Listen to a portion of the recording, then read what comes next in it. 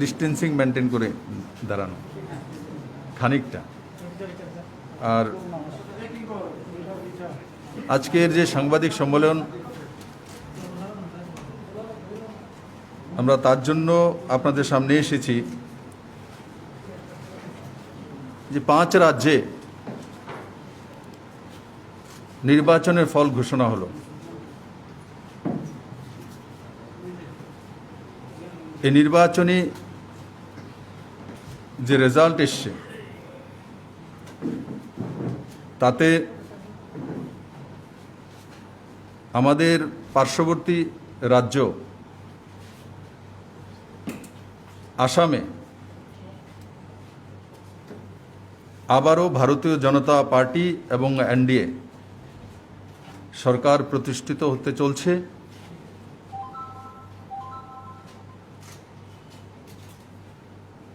আমরা তাতে লক্ষ্য করেছি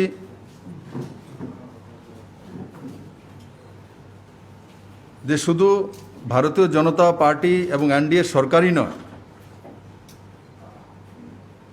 সেখানে ভোট অফ পার্সেন্টেজ যেটা 2016-তে 29.51 ছিল, সেটা বেড়ে 33.21 হয়েছে ভারতীয় জনতা পার্টির। আর তার যে অ্যালায়েন্সগুলো আছে সেটা যে 9টা এবং 6টা সিট পেয়েছে সেটা আলাদা করে বলা হচ্ছে। তাতে ভারতীয় জনতা পার্টির একলাই 3% ভোট যখন গেইন হতে, তার সঙ্গে সঙ্গে আমরা যতটা সিট পেয়েছিলাম সেই সিটগুলিকে ধরে রাখতে সক্ষম হয়েছি। 60 সিট আমাদের আগে ছিল, এখনও 60 সিট ভারতীয় জনতা পার্টির রয়েছে। বন্ধুরা, তার জন্য আমি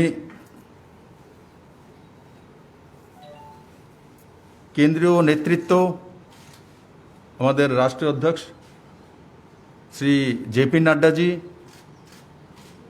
এবং সর্বোপরি আমাদের যশস্বী এবং সর্বশ্রেষ্ঠ নেতৃত্ব মাননীয় প্রধানমন্ত্রী শ্রী নরেন্দ্র ভাই মোদী এবং দেশের গৃহমন্ত্রী শ্রী অমিত ভাই শাহ এবং সমস্ত কেন্দ্রীয় নেতৃত্ব, কেন্দ্রীয় মন্ত্রী এবং সমস্ত এই 5 রাজ্যের স্টেট ইউনিটগুলি পৃষ্ঠা প্রমুখ পর্যন্ত সবাইকে আমরা সাধুবাদ জানাই যে ভারতীয় জনতা পার্টি দুনিয়ার সবচেয়ে বৃহত্তম পার্টি, আর সেই পার্টি এই নির্বাচনে প্রত্যেকটি রাজ্যে প্লাস হয়েছে। কোনো জায়গাতে ভারতীয় জনতা পার্টি মাইনাস হয়নি। আমি আসাম দিয়ে শুরু করছি, যে আসামে আমরা বিজেপি একলা 60 সিট ছিল, এখন আমাদের কাছে 60 সিট রয়েছে এবং টোটাল 75টি সিট নিয়ে এনডিএ আসামে সরকার গড়তে চলছে।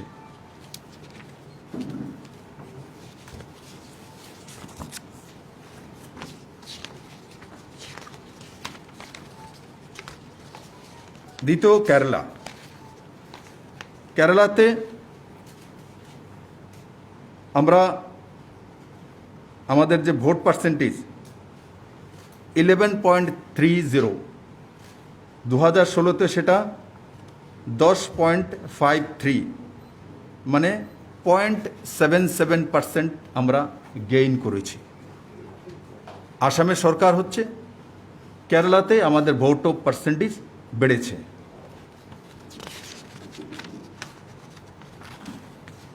পুডুচেরি এই প্রথমবার সাউথের অন্তিম প্রান্তে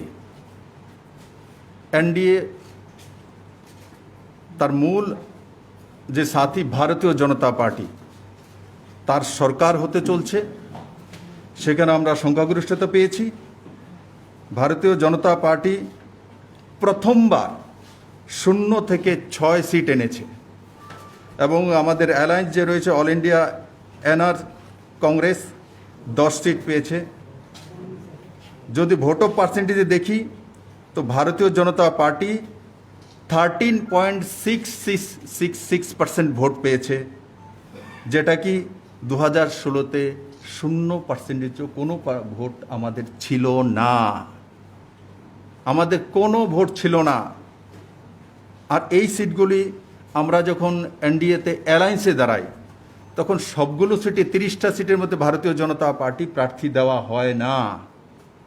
তো আমরা যেই সিটটা অ্যালায়েন্সে পেয়েছি তার মধ্যে সেই পার্সেন্টেজটা আসছে 13.66%। আমাদের ভোট পার্সেন্টেজ এসছে এবং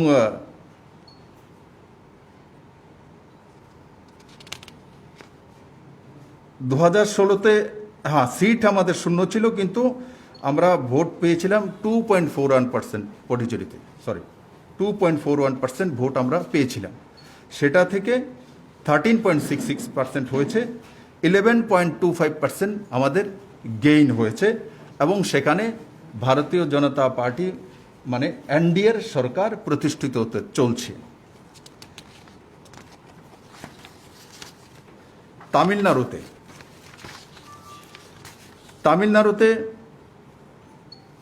আমরা এই প্রথমবার ভারতীয় জনতা পার্টি আমরা 2016-তে কোনো সিট পাইনি, একটি সিটও তামিলনাড়ুতে আমাদের ছিল না। এবার আমরা অ্যালায়েন্সে লড়েছি এআইএডিএমকের সঙ্গে, আমরা 4 সিট জয়ী হয়েছি। 2016-তে আমাদের কাছে কোনো সিট ছিল না, কোনো সিট ছিল না, আমরা এবার 4 সিটে জয়ী হয়েছি। এবং সেই 4 সিটের মধ্যে আমি ধন্যবাদ জানাবো, সাধুবাদ জানাবো যে আমাদের ভারতীয় জনতা মহিলা মোর্চার রাষ্ট্রীয় সভানেত্রী যে শ্রীমতী বনাতি শ্রীনিবাসন কোয়েম্বাটোর দক্ষিণ থেকে অভিনেতা কামাল হোসেনকে হারিয়ে বিধায়ক হয়েছেন। দক্ষিণের বিষয়ে আমরা জানি যে ফিল্ম স্টার আর এই মাপের হলে তার কি র্যাপো থাকে, তার কি লোকপ্রিয়তা থাকে। সেই বিখ্যাত অভিনেতা কামাল হাসানকে হারিয়ে মহিলা মোর্চার রাষ্ট্রীয় অধ্যক্ষা জিতে আসা, সেটা নিজে একটা ইতিহাস তৈরি করেছে, সেটা ভারতীয় জনতা পার্টি তামিলনাড়ুতে করতে সক্ষম হয়েছে। বন্ধুরা,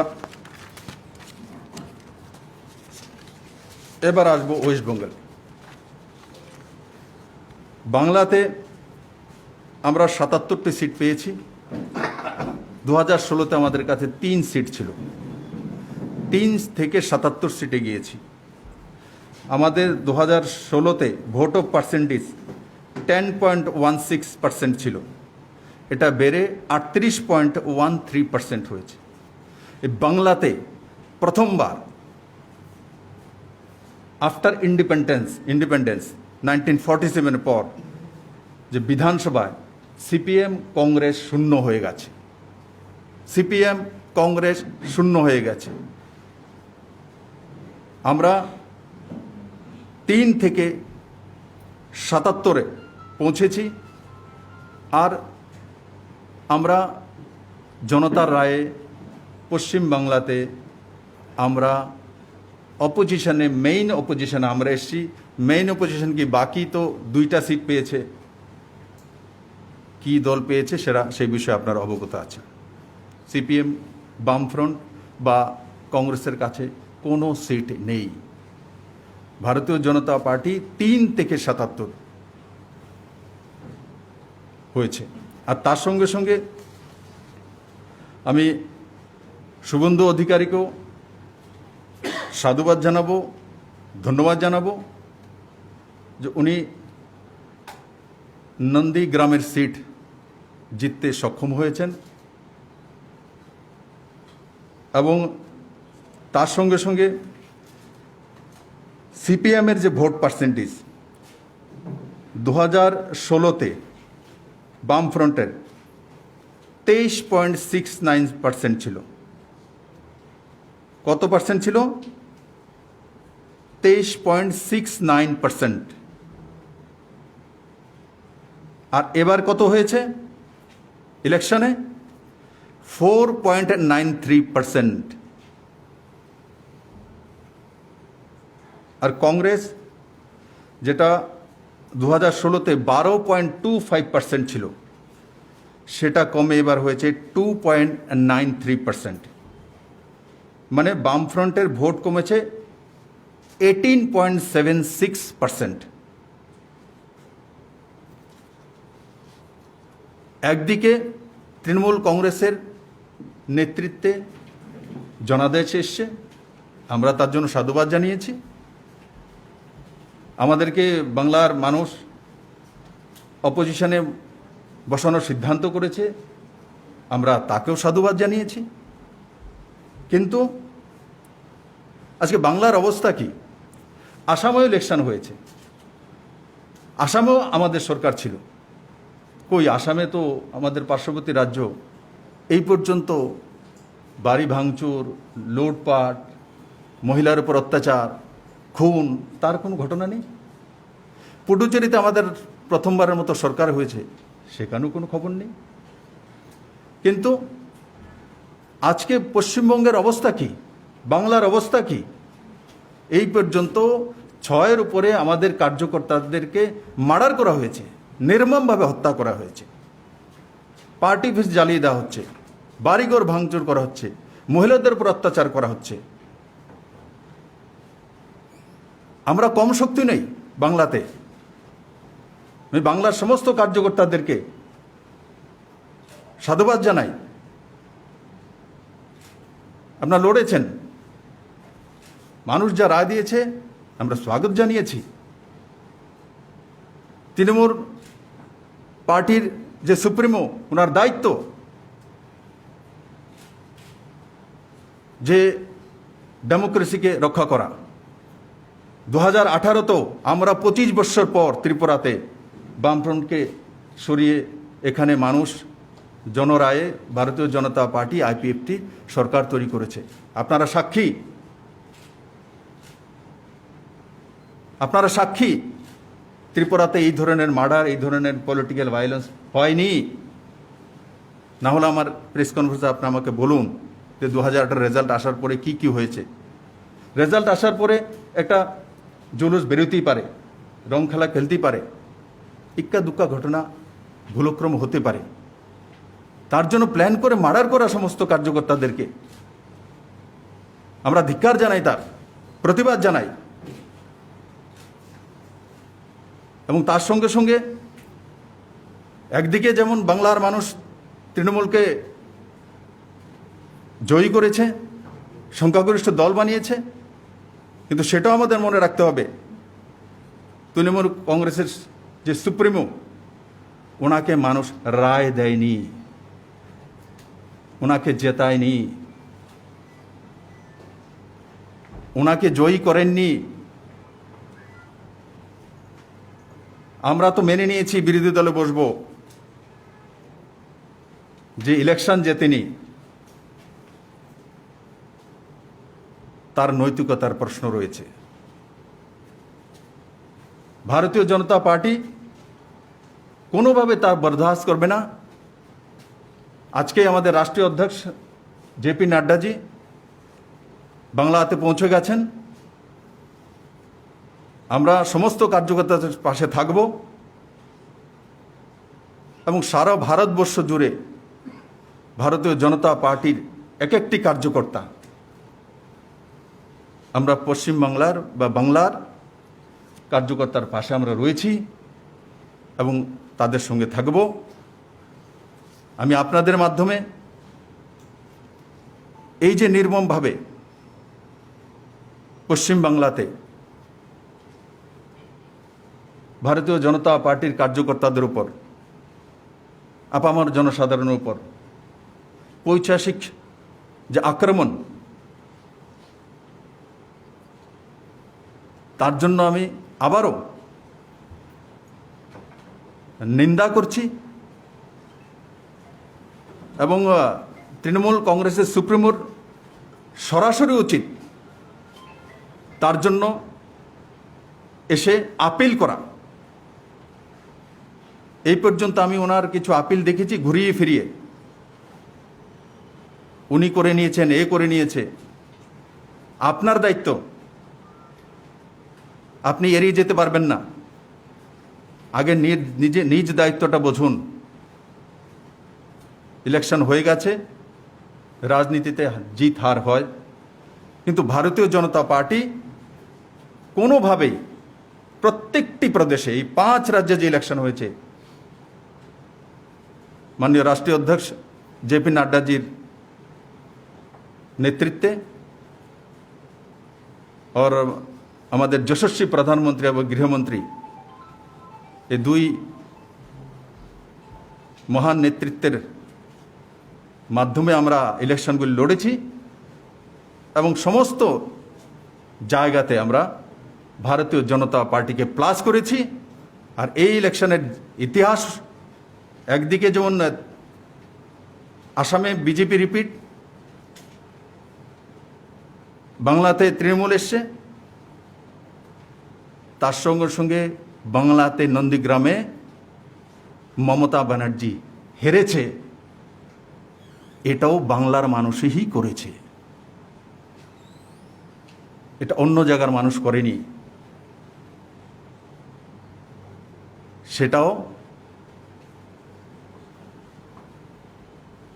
সমস্ত তৃণমূল কার্যকর্তাদের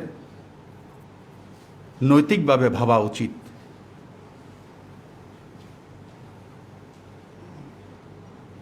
তাই বন্ধুরা, এই ইলেকশনে যদি মূল তথ্য দেখি, তাতে ভারতীয় জনতা পার্টি সমস্ত রাজ্যগুলিতে প্লাস হয়েছে। কংগ্রেস আসামে হেরেছে, কংগ্রেস পশ্চিমবাংলাতে শূন্য হয়ে গেছে, বামফ্রন্ট পশ্চিমবাংলাতে শূন্য হয়ে গেছে, যারা কি 34 বছর লাগাতার সত্তাসীন ছিল। এবং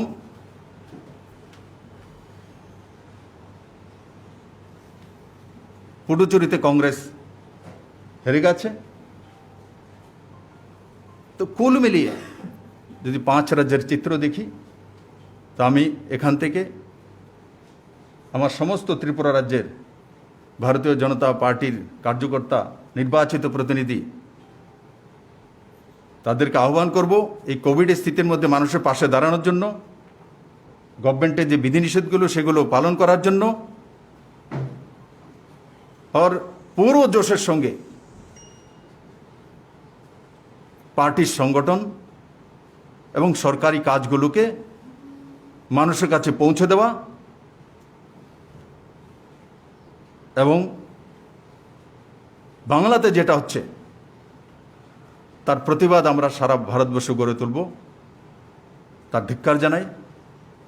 এই কথাগুলো বলার জন্য আমি আপনাদেরকে ডেকেছি। যদি আপনাদের কোনো প্রশ্ন থাকে।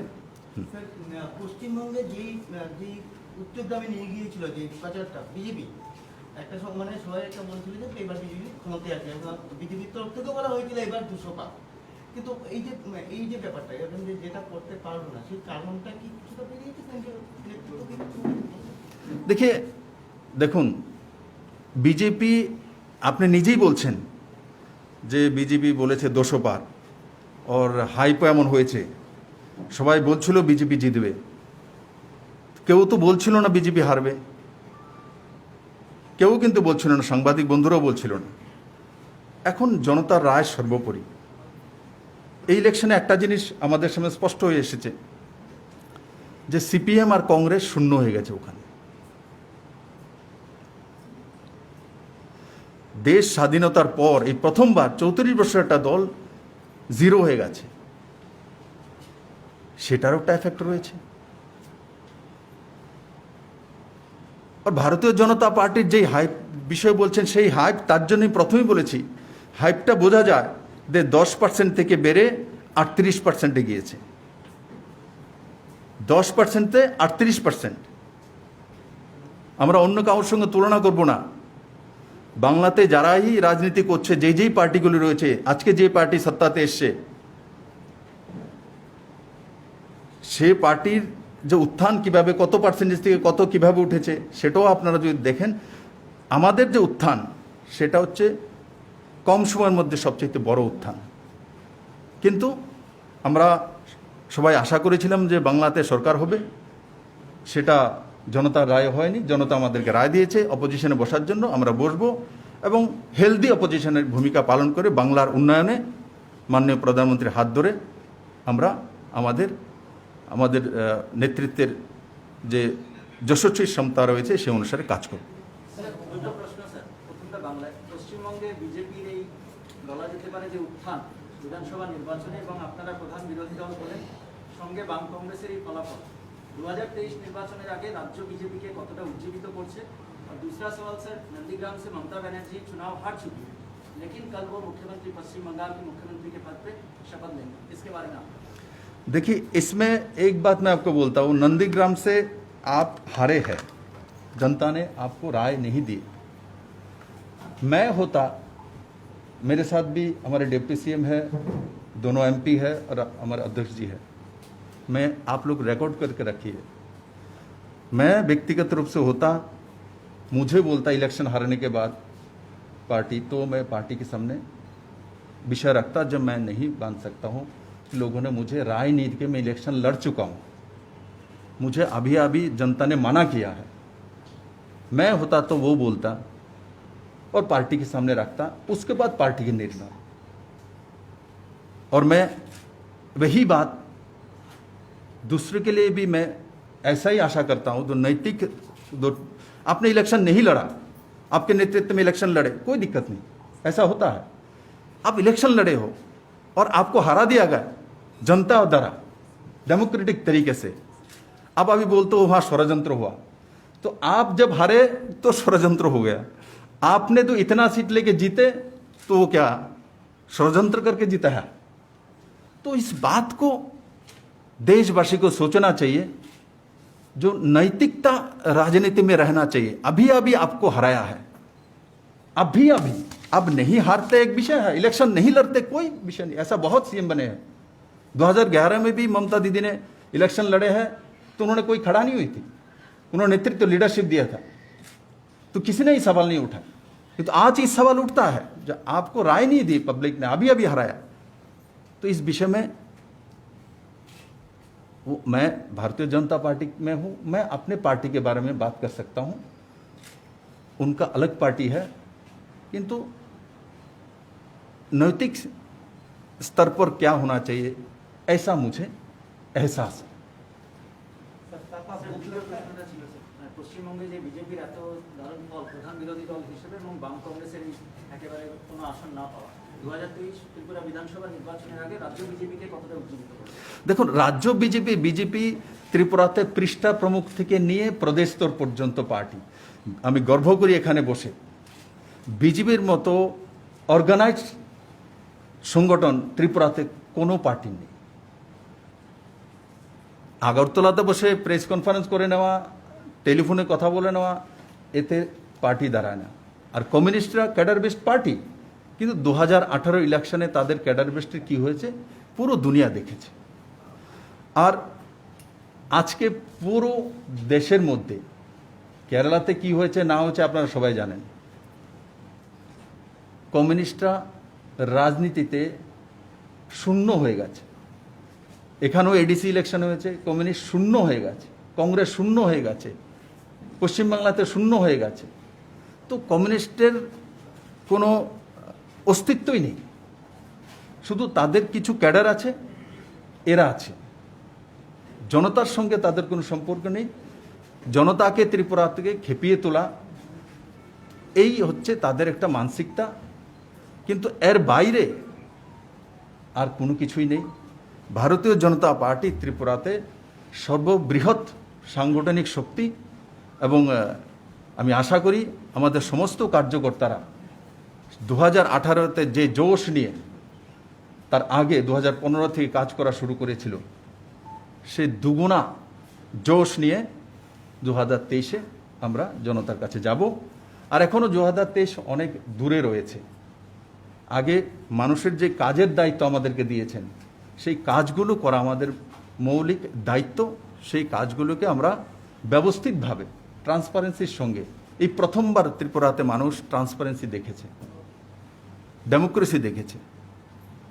তো সেই দিশাতে আমি প্রথমে একটা উদাহরণ বললাম, 2018-তে 25 বছরের পর আসার পর আমি দেখেছি মানুষের মধ্যে প্রচণ্ড ক্ষোভ ছিল, কিন্তু আমি নিজে আপিল করেছি পার্টি প্রেসিডেন্টকে নামে যে কোনো জায়গাতে যাতে অপোজিশনের উপরে না করা হয়। ইক্কা দুক্কা ঘটনা ঘটেনি আমি বলবো না, কিন্তু আপনারা সাক্ষী, সে লোকসভা ইলেকশন হোক, সে বিধানসভা ইলেকশন হোক, ত্রিপুরাতে সেটা একসময় ট্রেন্ড ছিল, সেই ট্রেন্ডকে বন্ধ করে রাখা কঠিন কাজ। সেই কাজটা করতে ভারতীয় জনতা পার্টির নেতৃত্ব এবং সংগঠন সক্ষম হয়েছে।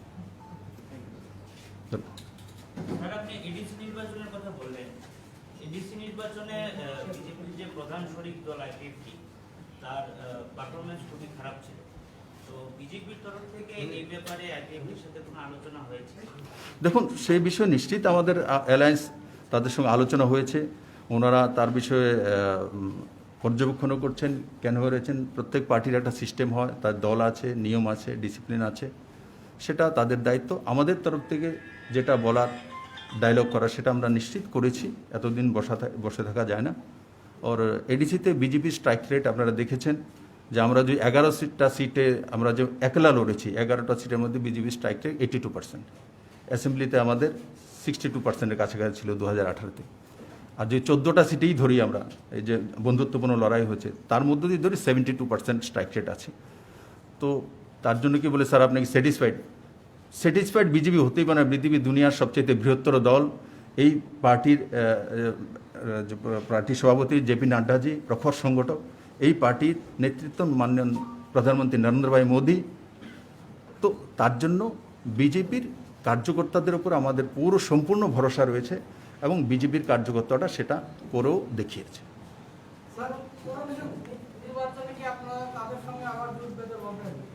কার সঙ্গে?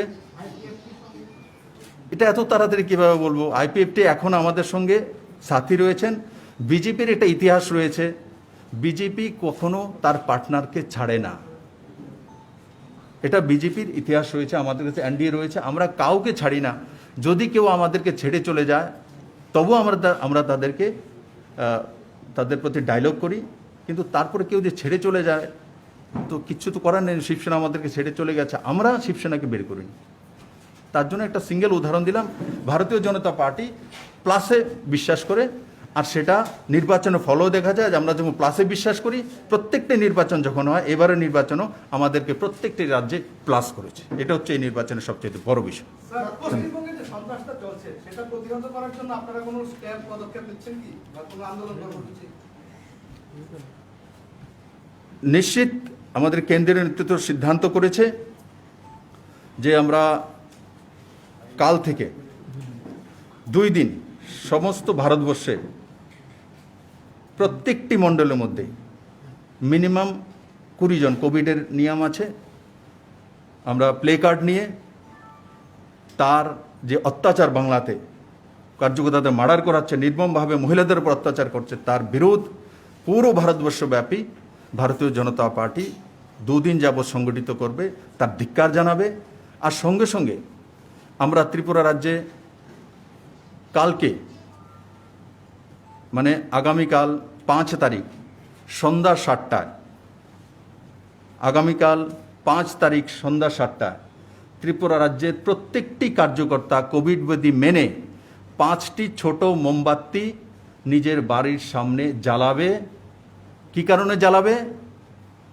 পশ্চিম বাংলাতে যে কার্যকর্তারা নির্মমভাবে হত্যা করা হয়েছে, তাদের আত্মার সাদ্গতির জন্য, আর সঙ্গে সঙ্গে এই যে অমানবিক অত্যাচার চলছে তার প্রতিবাদ করার জন্য ভারতীয় জনতা পার্টির প্রত্যেকটি কার্যকর্তা,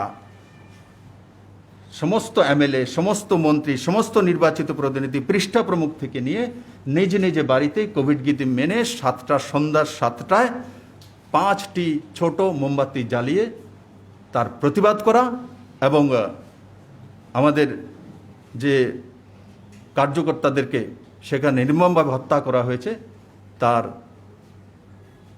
আত্মার সদ্গতির কামনা করা এবং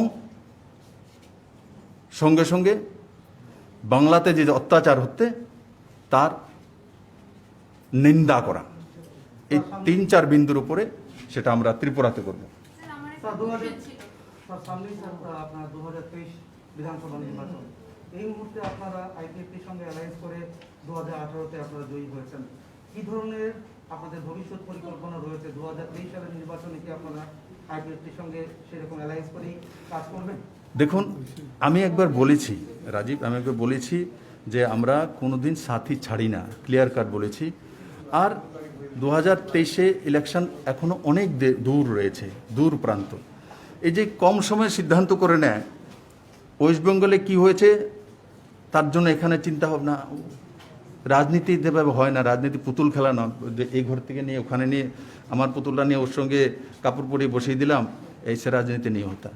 রাজনীতিতে স্ট্যাবিলিটি চাই, রাজনীতিতে প্ল্যানিং চাই, রাজনীতিতে জনসাপোর্ট চাই, রাজনীতিতে সংগঠন চাই। এই সবগুলো বিজেপির কাছে আছে। আর আমরা এই ইলেকশনও সমস্ত জায়গা, আমি তার জন্য আপনাদের তুলে ধরলাম, কারোর খুশি হওয়ার দরকার নেই, সবাই হেরেছে, একমাত্র বিজেপি সব জায়গাতে প্লাস হয়েছে, প্রত্যেকটা জায়গায় প্লাস হয়েছে, কোথাও বিজেপি হারেনি, সব জায়গাতে প্লাস হয়েছে। এটা হচ্ছে বিজেপির কার্যকর্তার সবচেয়ে বড় জিত। আমাদের নেতৃত্বের, কেন্দ্রীয় নেতৃত্বের প্রতি আমি আভার প্রকট করি। স্যার, এডিসি রেফারেন্সে আমার একটা কথা আছে। আসুন করে দেবো ব্রাহ্মণ মানুষ আইন। এডিসি এখানে আপনারা আসলেও ফলো করছেন, এটা সবাই জানেন। সাধারণ ভোটার যারা, তারা বলছে সড়কে বা রাস্তায় হাঁটতে আড্ডা দিতে বলছে আপনারা হাতের লক্ষ্মী পায়ে ঠেলে ফেলে দিয়েছেন। আপনার প্রতিক্রিয়া কি? দেখুন, এই বিষয়ে আমাদের একটা পার্টি, অর্গানাইজড পার্টি, সাংগঠনিক পার্টি, একলা ভারতীয় জনতা পার্টি ত্রিপুরা প্রদেশ নির্ণয় করে এমন না। পৃষ্ঠা প্রমুখ থেকে নিয়ে কেন্দ্রীয় নেতৃত্ব পর্যন্ত আমি বললাম, আমরা সবাই মিলে আর সার্বিকভাবে সেটা নির্ণয় করা হয়। তো সার্বিকভাবে নির্ণয় করার পর পার্টির যে নির্ণয়, সেটাই আমাদের অন্তিম নির্ণয়। আমরা সাংগঠনিক পার্টি, আমাদের লাফা লোকসান কি হয়েছে নির্বাচন হওয়ার পর আমরা সেই বিষয়ে আকলন করি এবং আগে কিভাবে আরও সুন্দর করতে পারি সেই দিশাতে কাজ করি। স্যার, আমার একটা question ছিল। এখন তো করোনার পরিস্থিতি তো দিন দিন বাড়ছে, করোনার ইয়ে। আমরা দেখলাম সুপ্রিম কোর্টও বলেছে রাজ্যকে লকডাউনের কথা চিন্তা করতে। তো ইন কেস আমাদের যদি বেড়ে যায় আর আমাদের রাজ্যে যদি লকডাউন করে, তো রাজ্য কতটুকু মানে প্রিপেয়ার আছে এটার জন্য? দেখুন, রাজ্য এই বিশেষে প্রিপেয়ার আছে। সময়ে সময়ে আমাদের ক্যাবিনেটের হওয়ার পর আদরণীয় রতনলাল নাথ মহোদয়, যে মন্ত্রী আছেন, যিনি ব্রিফ করেন, উনি রাজ্যবাসীকে অবগত করিয়ে থাকেন। আপনারা কোভিডের যে প্রস্তুতি, সে হসপিটাল হোক, সে অক্সিজেন সিলিন্ডার হোক, আর আইসোলেশন সেন্টার হোক, কোভিড কেয়ার ডেডিকেটেড যে হসপিটাল হোক, সব বিষয়ে ত্রিপুরা সরকারের প্রস্তুতি রয়েছে। আপনাদের কাছে ডাটা রয়েছে, ডাটা আমরা পৌঁছে দিয়েছি। আজকেও আপনারা ডেটা আবার পাওয়া যাবেন, কারণ আজকে ক্যাবিনেট হয়েছে, আপডেটেড ডেটা আপনার কাছে পেয়ে যাবেন। পজিটিভিটি রেট 6.46-এর কাছাকাছি সারা ত্রিপুরা রাজ্যে রয়েছে। তো ভারত পুরো দেশের যে পজিটিভিটি রেটটাই 22%-এর আশপাশে, তো তার চাইতে ত্রিপুরাতে অনেক কম। যেটা আমরা লক্ষ্য করেছি যে ট্রেন অর ফ্লাইট যেগুলো বাইরে থেকে আসছে, তার মধ্যেই পজিটিভিটি রেটটা বেশি আসছে ত্রিপুরাতে। সেটা আগেরও ট্রেন্ড সেটাই ছিল, কিন্তু সেটাকে কিভাবে প্রতিহত করা যায় সেই বিষয়ে আমরা সবাই মিলে, আপনাদেরও সহযোগিতা আমি সবসময় পেয়েছি, কাজ করছি। মাস্ক লাগানো, স্যানিটাইজার ইউজ করা, বাজারে ভিড়ে না যাওয়া। এখন যে করোনা কারফিউ, সেটা 6টা থেকে শুরু হয়ে যাবে 5টা পর্যন্ত। আর তার সঙ্গে সমস্ত মিউনিসিপ্যাল কর্পোরেশন এবং লোকাল বডিগুলির মধ্যে 20টা আছে আমাদের টোটাল, তার মধ্যে তা লাগু হয়েছে, আপনারা অবগত আছেন। আর বাজারে খাদ্যশস্য সেগুলো যাতে পর্যাপ্ত থাকে, সেটা খাদ্যমন্ত্রী রিভিউ করেছেন। আমি নিজেও তাদেরকে ডেকে রিভিউ করেছি যে কোথা থেকে কী আসবে, এবং তার জন্য লজিস্টিক একটা টিম বানিয়ে দিয়ে হচ্ছে অফিসারদেরকে, যে ওই বিষয়ে সাহায্য সহায়তা করার জন্য। আর আমি আশা করি যে এই ধরনের পরিস্থিতি, লকডাউনের পরিস্থিতি যদি আসে, তো সেই বিষয়ে ত্রিপুরা সরকারের প্রস্তুতি রয়েছে।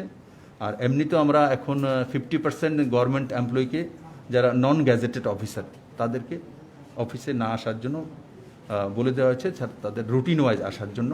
তো যা যা স্টেপ নেওয়ার রাজ্য সরকার নিয়েছে, আমি আশা করি রাজ্যবাসী যেভাবে হ্যাঁ যেভাবে হচ্ছে সেই গত কোভিডের মোকাবেলা আমরা যেভাবে সবাই মিলেমিশে করেছি, এবার আমরা সেটা করব। আমরা ডাক্তার নেওয়ার জন্য অ্যাডভার্টাইজমেন্ট আমরা করেছি, নার্স নেওয়ার জন্য এবং টিপিএসসির মাধ্যমে পার্মানেন্ট নেওয়ার জন্য সেটাও আমরা প্রস্তুতি নিচ্ছি। তো ত্রিপুরা সরকারের যা যা করা, ডিস্ট্রিক্ট হসপিটাল হোক, পিএসসি সেন্টার হোক, সিএসসি সেন্টার হোক, জিবি হসপিটাল, বিএম হসপিটাল, সবগুলোতেই আমরা ব্যবস্থা নিচ্ছি। আমি আশা করি ত্রিপুরার সমস্ত নাগরিকদেরকে নিয়ে আমরা কোভিডকে প্রতিহত করতে সক্ষম হব। सर वैक्सीनेशन लेके एक सवाल है मेरा। बोलिए। त्रिपुरा में वैक्सीनेशन शुरू होने का बात था अबव 18 इयर्स ऑफ एज, लेकिन देखा गया है नॉर्थ ईस्ट में ओनली असम को वैक्सीन मिला है जो चाहिए था demand. Why north east is being neglected? Tripura को क्यों इंपॉर्टेंस नहीं दिया जा रहा है? पिछले बार हमने देखा फर्स्ट वेव जब शुरू हुआ था बाकी पार्ट्स में नॉर्थ ईस्ट सेफ था, लास्ट में यहाँ पे आया था वेव। अभी हमारे पास टाइम है, अभी हमें वैक्सीन क्यों नहीं दिया जा रहा है? और आपने क्या ये इशू टेकअप किया है सेंटर के साथ? देखिए, वैक्सीन पहले जो नियम था जो 45 के ऊपर देना था, उस हिसाब से त्रिपुरा को पर्याप्त तो मिली थी, और इसके हिसाब से हमारे पास जो 13,18,000 वो भेजा गया था। और त्रिपुरा एकमात्र स्टेट है नॉर्थ ईस्ट में और पूरे देश में भी, आज के दिन के पूरा मोरा में डेटा नहीं है, वैक्सीनेशन में नंबर 1 पे है। आज का क्या स्थिति है क्योंकि अप डाउन होती है, किंतु काल तक मैं बता सकता हूँ जो नंबर 1 पे वैक्सीनेशन जो इंजेक्शन देने में, बड़े मात्रा में वॉलंटियर्स लोग घर घर से जाके बुजुर्ग लोगों को लाके यहाँ इंजेक्ट किया गया है। और बाकी जो आपने बोला आसाम को दे देगा, हम लोगों ने भी ऑर्डर दिया, हमारा भी आ रहा है, चाहे तो मेडिसिन हो। और ये ऐसा नहीं है, एक सिस्टम आप लोगों को सब जानकारी लेना चाहिए। জয়েন্ট সেক্রেটারি হেলথ আছে, এডিশনাল সেক্রেটারি হেলথ এক সিস্টেম বানিয়ে দিয়েছে। এই যে বিরোধীরা মাঝে মাঝে উঠিয়েছে যে বিজেপি স্টেটকে দিয়েছে, তো আপনি তুললেন আসামও বিজেপি গভর্নমেন্ট, ত্রিপুরা তো বিজেপি গভর্নমেন্ট, তো যারা উঠাচ্ছে তাদেরকে একবার আপনাকে বলা ফোন করে, তো আসামও বিজেপি গভর্নমেন্ট, ত্রিপুরা তো বিজেপি গভর্নমেন্ট, আমি তো এই প্রশ্ন করলাম। তো এই যেগুলো কথা তোলা যে নন বিজেপি স্টেটকে না দিচ্ছে, তো এগুলো ঠিক না। একটা সিস্টেম বানিয়ে রেখেছে কেন্দ্র সরকার, ইকুয়াল তরিকে সে একটা সিস্টেমেটিক্যালি আপনার কাছে সেটা আসবে। আমরা অর্ডার পাঠিয়ে দিয়েছি যে 18 বছর থেকে 44 বছর পর্যন্ত যাদের দেওয়ার তাদেরও অর্ডার আমরা পাঠিয়ে দিয়েছি। আমরা আশা করি খুব কম সময়ের মধ্যে সেটা আমরা পাবো, সেই ভ্যাকসিনেশনটা আমরা শুরু করে দেব। আরেকটা প্যানিক না হওয়া, যে আমরা ট্রেন্ডে দেখেছি যে কেন্দ্রের কাছে যে ডেটা রয়েছে যে 45 অ্যান্ড অ্যাবাভ যারা রয়েছে তাদের মধ্যেই যে মৃত্যু ডেথ রেটটা 85 থেকে 86% সেটা থাকে। তো যেটা মাঝখানে প্রচার করা হচ্ছিল যে না এবার একদম 18 বছর থেকে এরাই সবাই আক্রান্ত হচ্ছে, এরাই চলে যাবে, এমন নয়, তাদের মধ্যে ইমিউনিটি পাওয়ার আছে। আমারও কোভিডে আমি আক্রান্ত হয়েছিলাম এবং লোডও 17-এর কাছাকাছি রেকর্ড লোড ছিল। তো আমি আজকে আপনাদের সামনে চলে এসেছি। তো তেমন নয়, মোকাবেলা করব। আর কেন্দ্র সরকার যা যা সাহায্য করছে পজিটিভিটির সঙ্গে ত্রিপুরা সরকার সেগুলো গ্রহণ করছে, এবং কেন্দ্র সরকারও যে কোনো ডায়লগ হোক, যে কোনো বিষয়, কোভিডের বিষয় অতি সিনসিয়ার তরিকেতে রেসপন্ড করছে। গতকাল এবং আজকে রাজধানীর অনেক সাব সেন্টারে টিকা দেওয়া হচ্ছে না, এটার পেছনে কারণ কি? ভ্যাকসিন শর্ট আছে না? ভ্যাকসিন আসছে, আরও 4 লাখ ভ্যাকসিন আসছে, হয়তো আজকে পৌঁছে গেছে, কিছু লট চলে আসছে, আর সেটা স্পেশাল ফ্লাইটে পাঠিয়ে দেওয়া হয়। তার জন্য আমাদের অ্যাবাভ 45-এর উপরে ভ্যাকসিন কোথাও কমি নেই। আর আমরা ত্রিপুরাতে, আমি বারবার বলছি, ভ্যাকসিনেশন করার ক্ষেত্রে ত্রিপুরা নাম্বার 1-এ আছে। আমরা এক দিনে এমনও হয়েছে 1.5 লাখ পর্যন্ত করেছি, 75,000, 1 লাখ, যেগুলো বড় বড় রাজ্যের রেকর্ড নেই। তো আমরা একটা, যেমন আমরা মাঝখানে একটা 3 দিনের একটা 24, 25, 26 একটা 3 দিনের একটা প্রকল্প নিয়েছিলাম যে আমরা 3 দিনে এত লাখ করব, ওর ভলেন্টিয়ারদেরকে আনবো। সেটা আমরা 3 দিনে 3.5 না 4 লাখকে দিতে সক্ষম হয়েছিলাম। তো ত্রিপুরাতে যে এনএসএস হোক, বিভিন্ন ভলেন্টিয়ার হোক, বিভিন্ন রাজনৈতিক দলের ইয়ং কার্যকর্তা হোক, ক্লাবগুলো হোক, এগুলো স্বতঃস্ফূর্তভাবে এই ভ্যাকসিনেশনে সাহায্য করছে।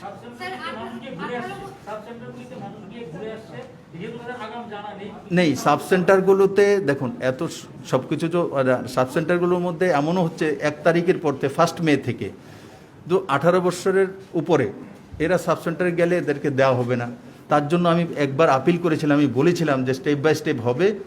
এখন 18 বছরের কেন্দ্র সরকার ঘোষণা করার আগেই ঘোষণা আমি করেছিলাম যে ত্রিপুরাতে যখন আসবে তখন আমরা দেব।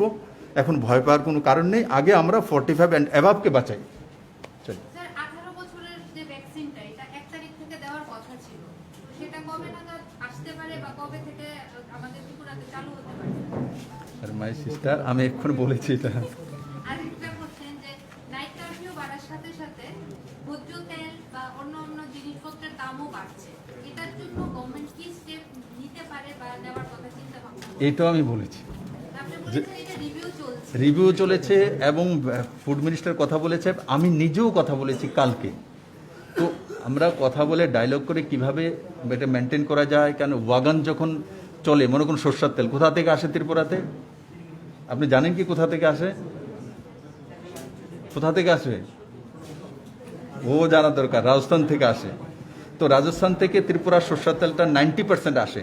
তো সেটা ওয়াগান ওহা রিজার্ভ করতে হয়। তো রাজস্থান দিল্লি হয়ে আসতে হয়। দিল্লিতে লকডাউন চলছে, তার কারণে যে লোডটা নিয়ে আসার সময় দেরি হচ্ছে 9 দিন। তো সেটার বিষয় যাতে কেন্দ্র সরকারের নিয়ম আছে লকডাউনের মধ্যে যে এসেন্সিয়াল কমোডিটি এবং তার সঙ্গে সঙ্গে যে খাদ্যদ্রব্য যে মাল গাড়ি রয়েছে, ট্রাক হোক আর ট্রেন হোক আর ফ্লাইট হোক, সেগুলোকে ছেড়ে দেওয়া, টাইমলি যেতে দেওয়া। তো তার মধ্যে স্বাভাবিক আলাদা আলাদা রাজ্যের আলাদা আলাদা কিছু লকডাউন নীতি নিষেধ, তার মধ্যে একটু অসুবিধা হয়, কিন্তু সেটাকে যাতে সঠিকভাবে মেনটেন করা যায়। এর আগেরবার যেভাবে আমরা মেনটেন করেছি এভাবে লজিস্টিক একটা কমিটি বানিয়ে দেওয়া হয়েছে, আইএস অফিসারদের দিয়ে একটা টিম বানিয়ে দেওয়া হয়েছে, হোয়াটসঅ্যাপ গ্রুপ বানিয়ে দেওয়া হয়েছে। এটা আমি আশা করি এটার সম্পূর্ণ সমাধান হয়ে যাবে। করোনা সংক্রমণে যারা মারা গেছে আপনি বলেছিলেন তাদেরকে কিছু আর্থিক সহায়তা করা হবে, এই বিষয়টা কি হবে? আর্থিক সহায়তা করেছি, প্রথম কিস্তিতে কত টাকা করা হবে এটা বলা হয়েছে, করেছি। আপনারা ডেটা নিয়ে নিন পশ্চিম জেলা থেকে। আর সেটার একটা সময়সীমা ছিল, সেটা মানে 31 মানে 2019 পর্যন্ত ছিল। আমরা 2019-এর মধ্যে যেই ঘোষণা করেছিলাম যাদের যাদের হয়েছে তাদের পেপারস এসছে। হ্যাঁ, 2020 পর্যন্ত বলা হয়েছিল। 2020-এর মধ্যে যারাই 300 কতজন এমন একটা ডেটা এসছে, আমার কাছে এখন খেয়াল নেই, কিন্তু তাদেরকে প্রথম কিস্তিতে টাকা আপনি পশ্চিম জেলা থেকে নিয়ে নিন, আপনি পেয়ে যাবেন। হয়ে গেছে, পাচ্ছি না আর আপনার সদলীয় বিধায়ক ডিএম এর অপসারণ চেয়ে রাস্তায় ধর্ণা বসছে। এখন যদিও ধর্ণা প্রত্যাহার করে নিয়েছেন ডিএম, এতে কি দলীয় ভাবমূর্তি কোথাও কোথাও শূন্য হচ্ছে না? দেখুন, সেই বিষয়ে আদরণীয় প্রদেশ সভাপতি এখানে রয়েছেন। আমি দীর্ঘদিন এখানে কার্যকর্তা হিসেবে কাজ করার সুযোগ পেয়েছি, আর প্রদেশ সভাপতিতে কাজ করেছি আমি। এখন সেটা মানিকবাবু দেখছেন। আর সরকারের যেটা দায়িত্ব সরকার সেটা করছে।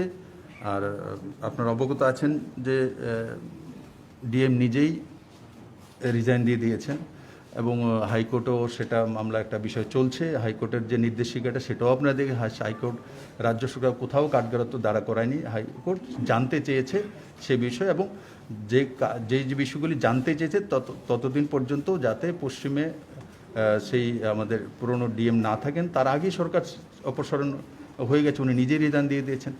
তো হাইকোর্টের যে নির্দেশিকা আগেই পালন হয়ে গেছে। আর তার সঙ্গে সঙ্গে যেটা বলেছে যে ইনকোয়ারিটা আমরা দিয়েছি, হাই পাওয়ার ইনকোয়ারিটা, সেই ইনকোয়ারিটা পেপারগুলো জমা করার পরে জমা করা পর্যন্ত যাতে সেই ইনকোয়ারিটা স্টপ রাখা হয়।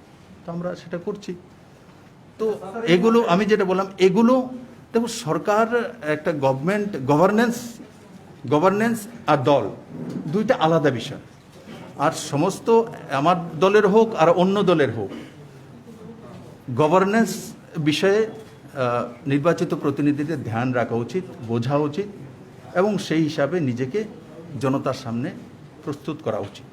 স্যার, এই মুহূর্তে করোনা নিয়ে সেকেন্ড ওয়েভ, আপনারা আমরা সবাই জানি যে সেকেন্ড ওয়েভ চলছে, থার্ড ওয়েভ আসার পথে। একটা আতঙ্ক সৃষ্টি হয়েছে আমাদের রাজ্যের সবার মধ্যে, কারণ মানুষরা কিন্তু সঠিকভাবে কোনো তথ্য পাচ্ছে না। আপনি নিজে ইনিশিয়েটিভ নিয়ে আপনি স্বাস্থ্য দপ্তরে আছেন, কয়টা কোভিড সেন্টার খালি রয়েছে, বেড কয়টা খালি রয়েছে, অক্সিজেনের কী ধরনের অ্যাভেলেবিলিটি রয়েছে, ডাক্তার কয়জন রয়েছে, প্যারামেডিক্স কয়জন রয়েছে, সেই যদি একটা বুলেটিন প্রত্যেক দিন একটা নির্দিষ্ট টাইমে আপনি ব্যবস্থা করেন, তাহলে আমাদের রাজ্যের মানুষ হয়তো একটু রিলিফ পাবেন, একটা অ্যাওয়ারনেস এখানে সৃষ্টি হবে। এমনিতে রাজীববাবু, আমি বারবার বলছি, হেলথের বিষয়ে আদরণীয় রতনলাল নাথ মহোদয় ব্রিফ করেন। আপনাদের টিভি চ্যানেলও আমি দেখি সেগুলো আসে। और হেলথের যে ডাক্তাররা আছে ওনারাও করেন। और তারপর আমি বলবো যে একবার মিডিয়াদের সঙ্গে ডেইলি না হলে শেয়ার করা যে কত বেড আছে, যেমন আজকের দিনে 1800 বেড আছে, আরও 900 বেড তৈরি হচ্ছে, ঠিক তো 2900 বেড আমাদের তৈরি হয়ে যাচ্ছে 2-3 দিনের মধ্যে, 1800 রেডি আছে। অক্সিজেন আমাদের কাছে পর্যাপ্ত পরিমাণে আছে, পর্যাপ্ত পরিমাণে আছে আজকের দিনে।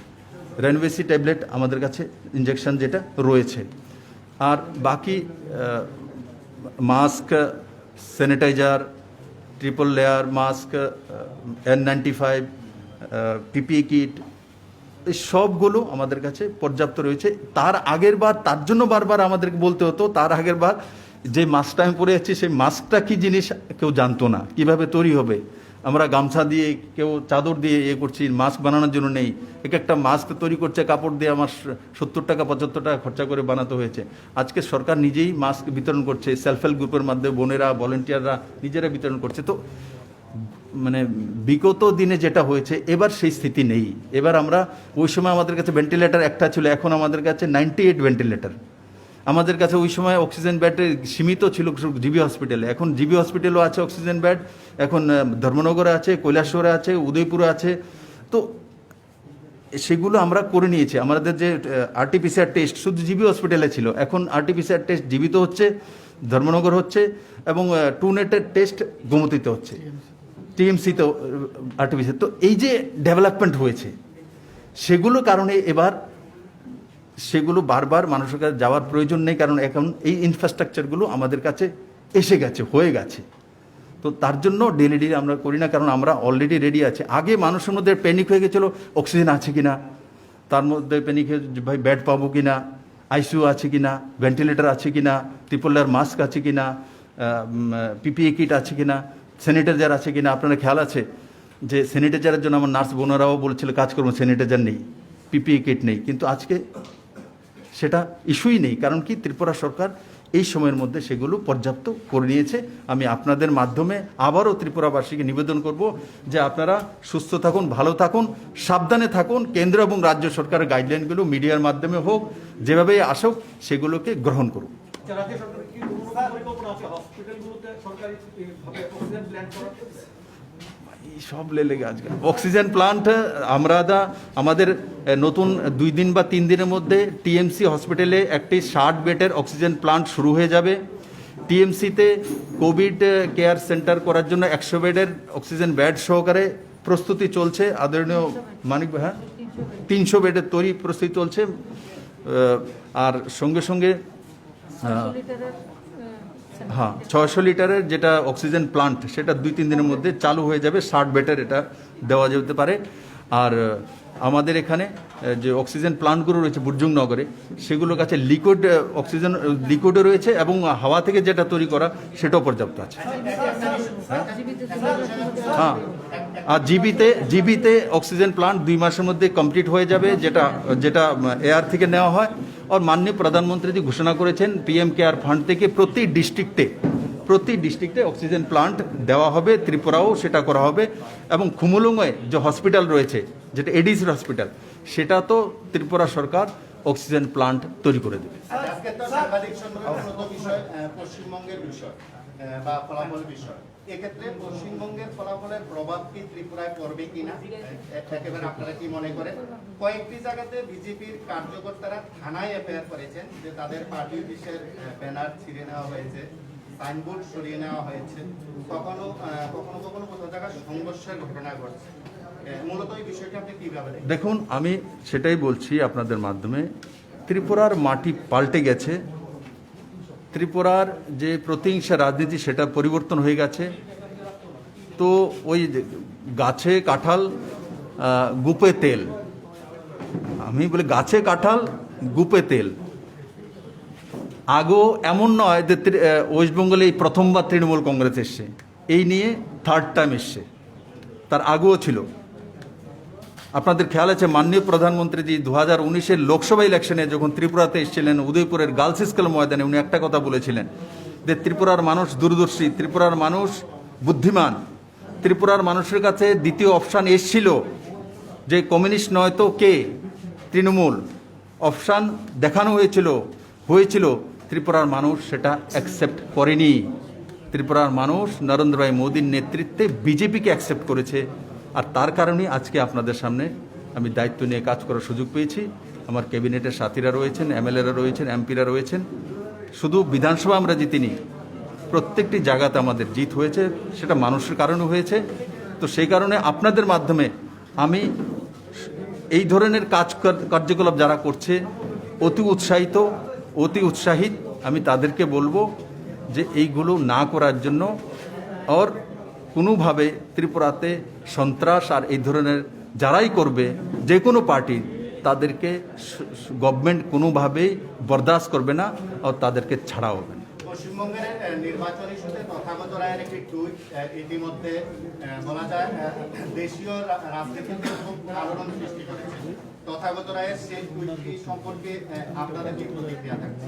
যেহেতু তথাগত রায় রাজ্যের রাজ্যপাল, পশ্চিমবঙ্গের নির্বাচনী এবং আজকে তিনি যে টুইট করেছেন সেটা বলা যায় রাজনীতিতে অনেকটা বিতর্কেরও সৃষ্টি করেছে। পশ্চিমবঙ্গের রাজনীতির প্রেক্ষাপটে সেই বিষয়ে জবাব দেওয়ার জন্য আমাকে নির্ধারিত করা হয়নি, সেটা পশ্চিমবঙ্গ ইউনিট দেখবে।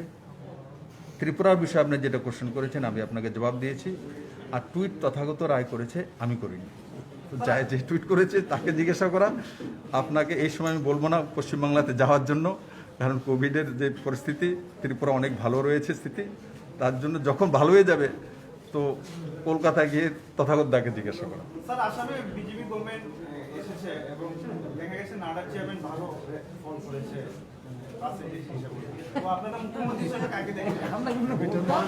এটা ভারতীয় জনতা পার্টি পার্লামেন্টারি বোর্ড যেটা নির্ণয় করে সেটা মেনে। ধন্যবাদ।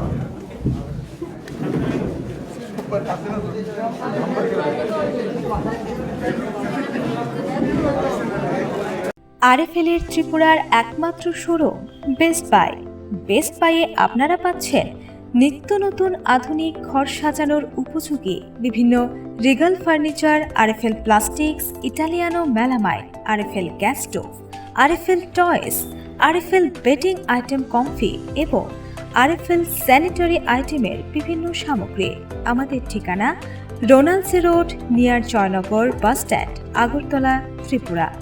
আমাদের ফোন নম্বর 9774185672। নমস্কার, আমি মৃন্ময়ী। আশা করি এই প্রতিবেদনটি আপনাদের ভালো লেগেছে। লেটেস্ট খবরের জন্য এভাবেই দেখতে থাকুন দ্য সোশ্যাল বাংলা। ভিডিওটি ভালো লাগলে লাইক, শেয়ার, সাবস্ক্রাইব অথবা ফলো করতে ভুলবেন না।